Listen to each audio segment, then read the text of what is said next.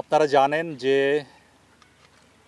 বর্তমানে সেনাবাহিনীর আওতাধীন বিভিন্ন বাহিনী মিলে যৌথ বাহিনী হিসাবে সরকারের আদেশে যে কেএনএফ বা কুকিচিন সন্ত্রাসীদের বিরুদ্ধে যেই অপারেশন পরিচালিত হচ্ছে সেটা সরেজমিনে দেখতে আসা।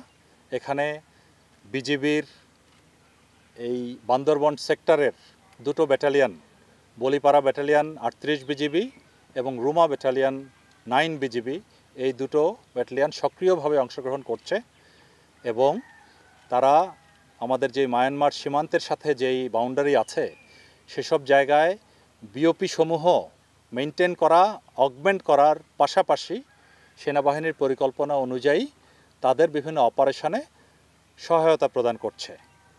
বিভিন্ন অ্যাম্বুশ, ব্লকিং পজিশন এবং অন্যান্য মাধ্যমে সহায়তা প্রদান করছে। সেগুলোই তাদেরকে একটু উৎসাহ প্রদানের জন্য সরেজমিনে দেখা এবং আরও কিছু উপদেশ দিয়ে সবার সাথে একটু পাশে থাকার জন্যই আজকের এই সফরের আয়োজন। এখানে যেই বর্ডারের কিছু বিওপি আমি ভিজিট করে আসলাম, যেখানে বলিপাড়ার ওখানে আমরা নতুন একটি টেম্পোরারি একটি বেস করেছি, ওখানে স্পট হাইট, সেখানে ঘুরে আসছি।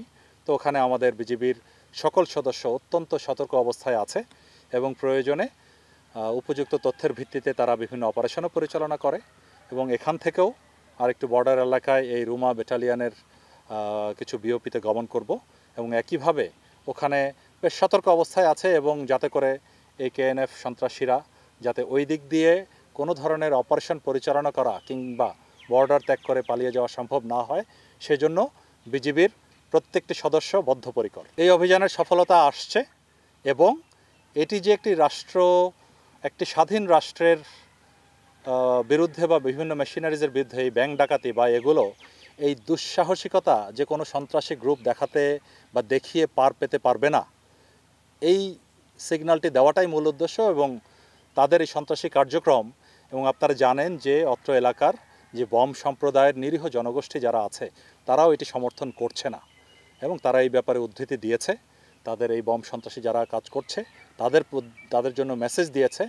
কাজেই এই সন্ত্রাসী গ্রুপ আবার বিভিন্ন ধরনের মিডিয়াতে বা সোশ্যাল মিডিয়াতে অপপ্রচারণার চেষ্টা করছে যে এই যৌথ বাহিনী বিভিন্ন সময় নিরীহ লোকজনের উপরে অত্যাচার করছে, যেটি আদৌ সঠিক নয়। বাট এসব করে কোনো লাভ হবে না।